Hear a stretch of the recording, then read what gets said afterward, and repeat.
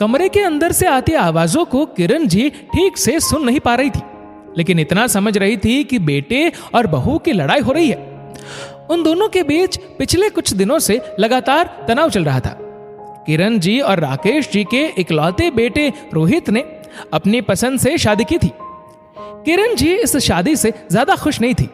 मेघा और किरण जी का रिश्ता कहानियों वाली सास बहू जैसा ही था। किरण जी जरा जरा सी बात पर मेघा को टोकती, ताने देती, और वही मेघा भी मौका मिलते ही किरण जी को पलट कर जवाब देने से नहीं चूकती थी। इसका मतलब यह नहीं था कि आज जो बहू और बेटे की लड़ाई चल रही है उससे किरण जी पर कोई फर्क नहीं पड़ रहा। वह परेशान हो रही थी। ऐसा क्या हुआ है कि दोनों पिछले कई घंटे से कमरे में लड़ रहे हैं। विचारों से जूझती किरण जी ने सोचा कि खुद ही जाकर पता करती हूं। तभी कमरे का दरवाजा खुला और मेघा हाथ में सूटकेस लिए बाहर की तरफ जाने लगी।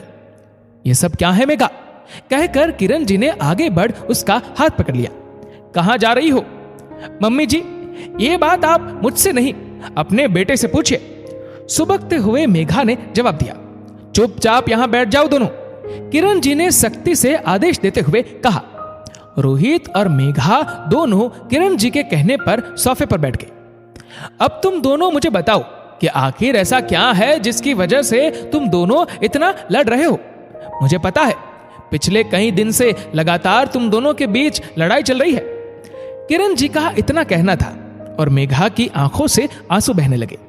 उसे लगा कि मैं कुछ भी कहूंगी लेकिन मम्मी जी तो अपने बेटे का ही पक्ष लेंगी। आखिर मां जो है रोहित की, इसलिए उसने चुप रहना ही बेहतर समझा। रोहित ने तिलमिलाते हुए कहा, मां, अब मैं और बर्दाश्त नहीं कर सकता।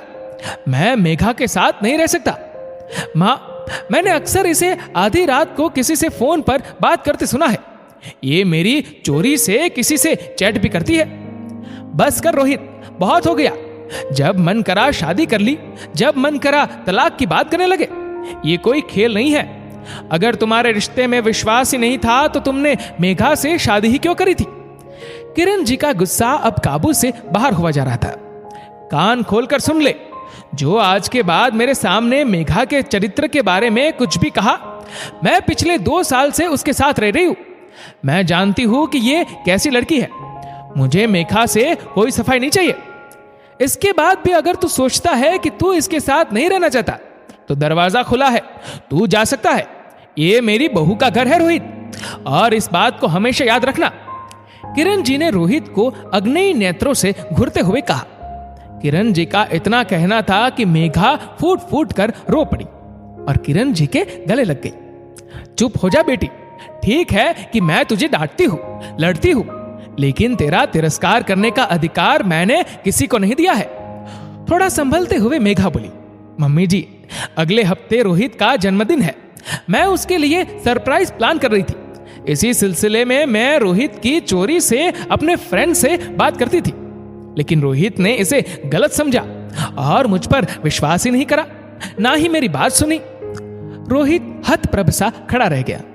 बड़ी मुश्किल से संयमित होते हुए बोला, मैं नहीं जानता था मेघा कि तुम मेरे जन्मदिन का सरप्राइज प्लान कर रही थी। रोहित, रिश्ते विश्वास की नींव पर टिके होते हैं। अगर तुम एक दूसरे पर विश्वास ही नहीं करोगे तो रिश्ते का क्या मतलब रह जाएगा? चलो मेघा से माफी मांगो और उसका बैग अंदर रखो। पति पत्नी के रिश्ते में अक्सर गलतफहमी हो जाती है और उसको लेकर लड़ना आम बात है। ऐसे में परिवार के बड़ों की समझदारी से बात बढ़ने से रोकी जा सकती है।